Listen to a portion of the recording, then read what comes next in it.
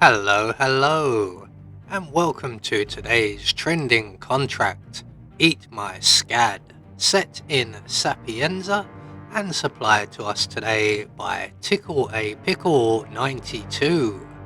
So with no briefing, we'll move straight on to our targets, and today we have 5 of them, along with a free map. And for today's challenge, we'll be starting at the ICA safe house, where we will also have a breaching charge stored up, and we'll be bringing with us a second breaching charge, a lockpick, and a silenced pistol. So right from the start and off the bat, we are going to grab the kitchen knife from the kitchen, retrieve our breaching charge, and then we're going to make our way into the Caruso Villa, and we need to get ourselves some rat poison. We need 3 in total, and the first of which will be in the villa kitchens. So we're just going to scoot along the ledge here into the kitchen, and hopefully everyone will be out of eyeshot, and we can make our way around to the counter, grab the rat poison, and then retreat out of the villa as quickly and as quietly as possible. We're going to head now back through the ICA safe house, and our first target is located in the butcher shop just below us. Now this guy can be somewhat tricky. We need to deal with him and get a change of outfit while we're there. Now unfortunately this shop is frequented by quite a few people, and we can't trespass beyond this point.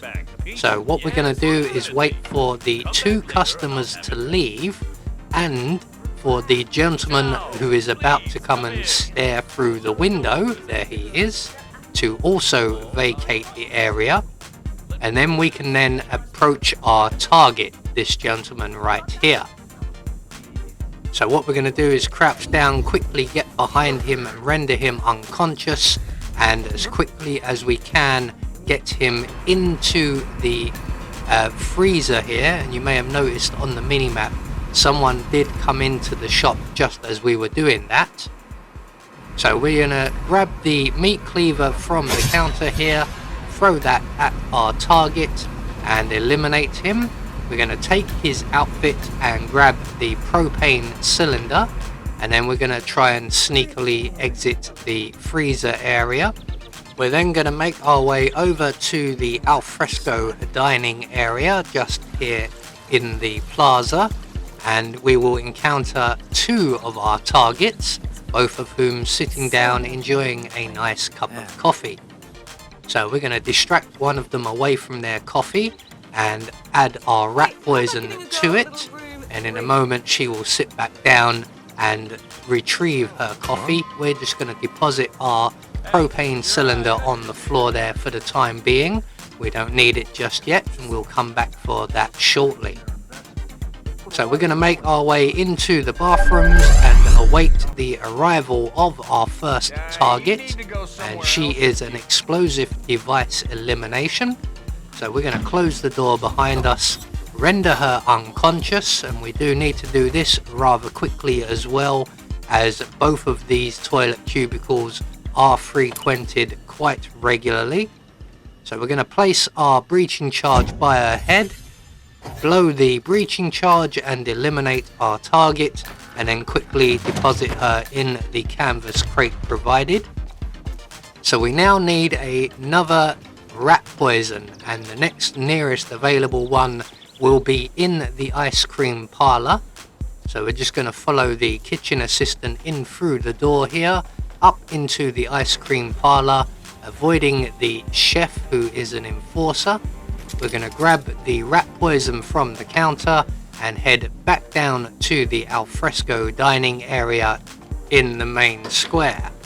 So just like we did with our previous target, we're going to distract our young lady friend here away from her coffee, add our rat poison to the coffee, and then we will head into the bathrooms to await her arrival. This does take a little bit longer than the First Lady, as our target here reacted to us a little bit more, and we have to wait for her to ask someone who's not actually there anymore to move away before she sits down and retakes her coffee. So just like we did before, we're going to follow her into the cubicle, close the doors behind us, render her unconscious, place our breaching charge by her head, and move a safe distance before detonating it. And I can see on the minimap someone is approaching who will frequent this area, so we need to get her in the canvas crate and exit as quickly as we can before that gentleman with the blue hair makes his way in.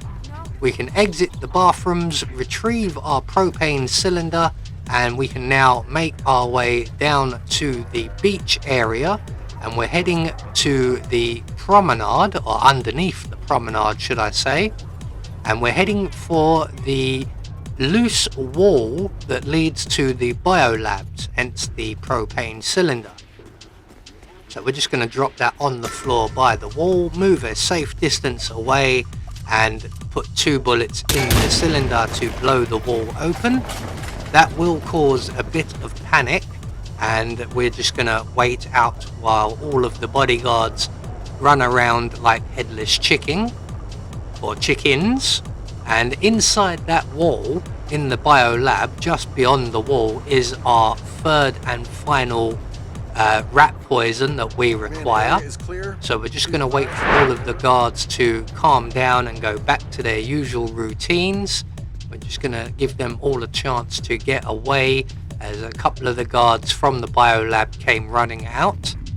And just inside here we will find our rat poison, and once we have that, we can then make our way back to the beach, and our next target, who is the street performer, or as I like to call him, the Harlequin. He is currently just taking a drink, so we've not timed this particularly well, as firstly we're going to have to wait for him to move away, and then we're going to have to wait for him to go through his entire routine, which isn't too long, but long enough. Yeah, alright mate, how much water do you need?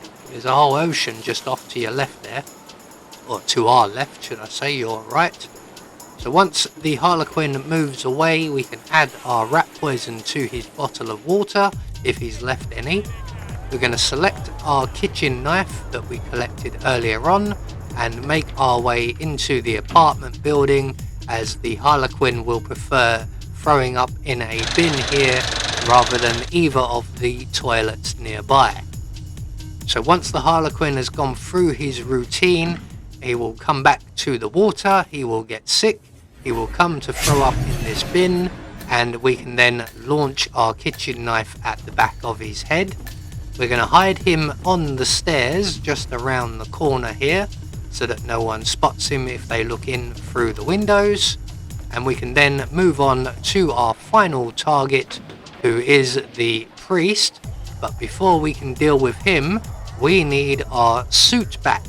So we're going to make our way back up to the main square and back into the cold storage area, retrieve our suit, and unfortunately, as you can see, the shop itself is once again frequented by numerous people, so we do have to wait for them to vacate before we can get back out, and then we are free and clear to head once again back down to the beach area, and more specifically the church.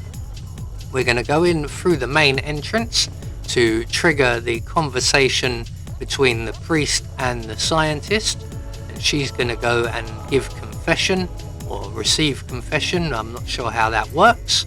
We're going to make our way into the rear area and grab the scissors from the side counter before making our way down and into the crypt, and we're just going to wait right here for the priest to go through his entire routine, which is quite a lengthy one.